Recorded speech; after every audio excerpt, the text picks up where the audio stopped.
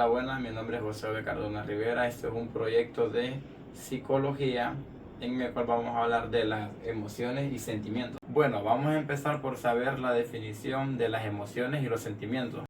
Primero hablaremos de las emociones. ¿Qué son las emociones?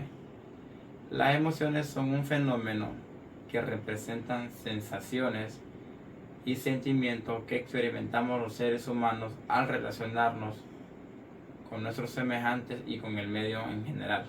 Las emociones se clasifican en tres motivaciones.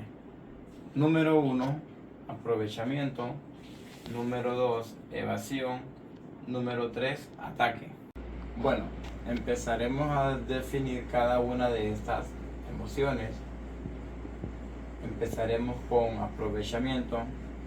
Este tipo de motivación siempre nos hace desear tener más de algo, como por ejemplo dinero, bienes materiales, etcétera. La evasión emocional es cuando una persona evita sentimientos sobre un evento traumático. Este tipo de evasión es interna a la persona.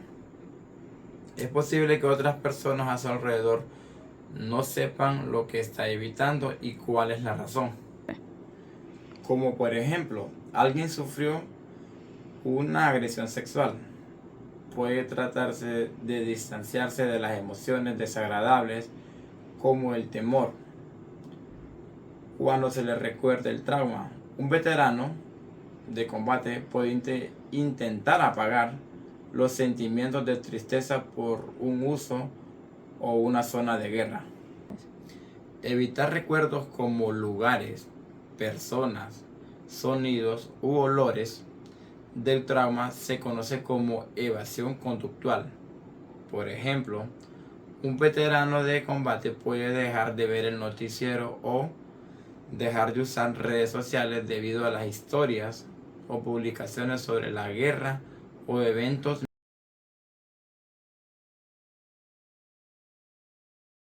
Y por último vamos a la definición de ataque. Ataque es la acción y afecto de atacar.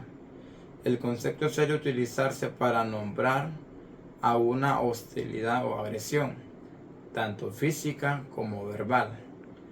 El ataque aéreo dejó como saldo 4 muertos y una decena de heridos.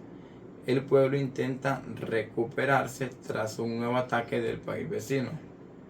Sintió que mis palabras fueron un ataque, pero yo solo expresé una opinión. Las guerras suelen desatarse a partir de un ataque, de acuerdo a la perspectiva de cada parte. Sin embargo, el ataque puede ser considerado como legítima defensa de un país. Incluso puede evadir a otro y asegurar que no se trata de un ataque, sino de un derecho legítimo. Ahora empezaremos a hablar de los sentimientos. Los sentimientos son el componente más consciente y menos entendido de las emociones, a diferencia de la motivación básica, que es más simple. Los sentimientos son complejos, son cambiantes y dependen de los estados de ánimo, de las sensaciones y determinados estados fisiológicos, hambre o cansancio. Todos estos estados pueden llegar a confundirse con las emociones, razón por la cual tendemos a dar un significado psicológico a la mayoría de las sensaciones molestas. Debido a que este malestar está más cerca de las emociones negativas, nos enfocamos más en esos sentimientos que en las motivaciones. Los sentimientos no son la finalidad en sí mismos, sino que son un medio para atraer nuestra atención, por la que actuamos en base a la motivación que genera la emoción. Cuando actuamos solo en base a la motivación generada por las emociones, no tenemos conciencia de los sentimientos. Muchas experiencias, pocos sentimientos. Explorar nuestros sentimientos puede resultar interesante, pero pocas veces conduce a un cambio de conducta. Es decir, cuando nos obsesionamos con los sentimientos, solo logramos regresar una y otra vez al mismo tema. Cuando nos convertimos en adultos, los sentimientos se hacen más complejos y es más complicado obtener un beneficio conductual. Con el paso del tiempo nos asociamos con un sentimiento a un recuerdo, una experiencia que de algún modo se relacionaron en el momento. Sin embargo, cuando vivimos una experiencia similar en las circunstancias incorrectas, entonces puede darse un cambio. Ahora voy a continuar hablando de la clasificación de los sentimientos, lo cual se divide en 4 partes. Número 1, sensoriales. Número 2, vitales. Número 3, anímicos o psíquicos. Y número 4, espirituales o de la personalidad. Empezaremos con el número 1, con el sensorial. Estos están caracterizados por localizarse en distintos puntos y sus mejores representantes son el dolor, gusto, olor. Este tipo de sentimientos carecen de intensidad y expresan el estado en el que se encuentra en ese momento esa parte del organismo.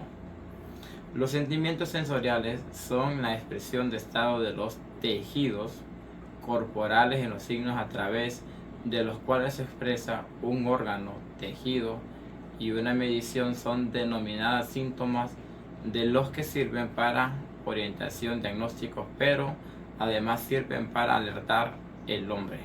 Número 2, los vitales.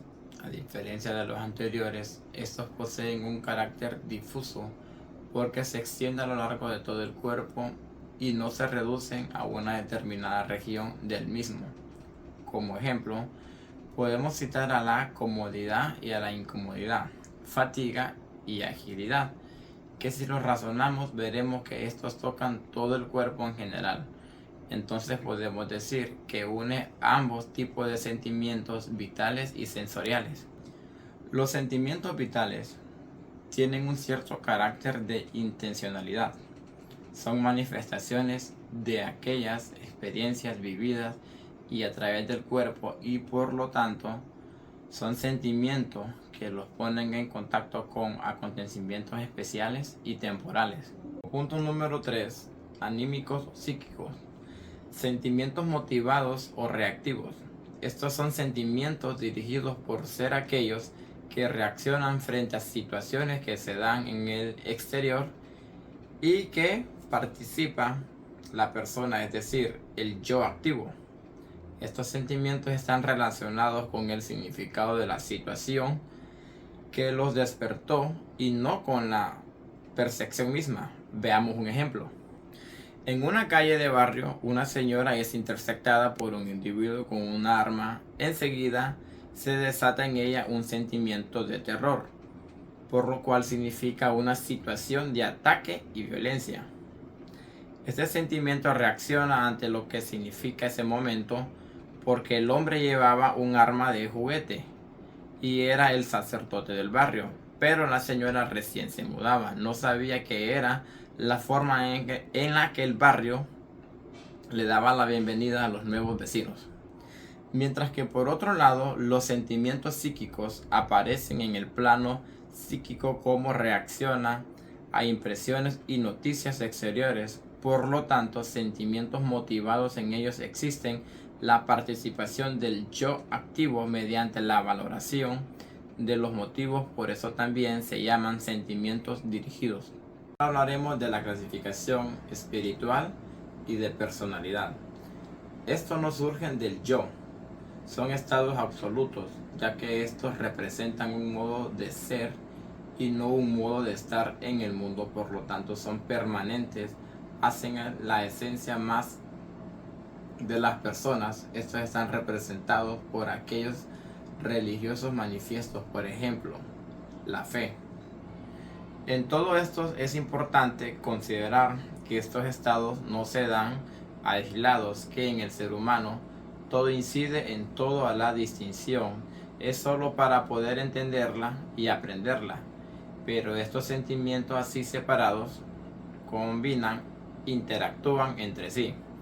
Los sentimientos espirituales no son estados del yo, sino estados absolutos, no ligados a un motivo determinado.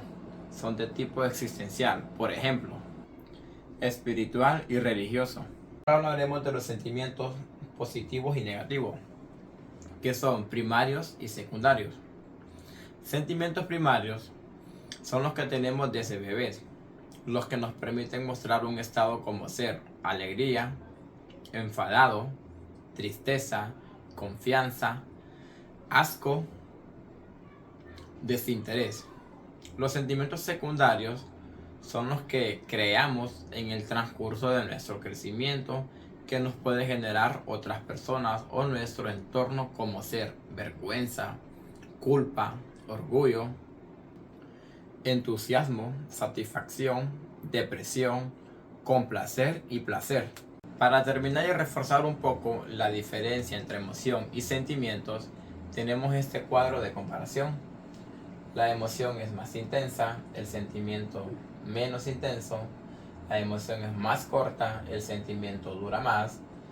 La emoción se da antes, el sentimiento se da después. La emoción se identifica físicamente y el sentimiento puede no dar señales físicas. Con esto terminamos el video y espero haya sido de su agrado ya que han entendido el tema. Adiós.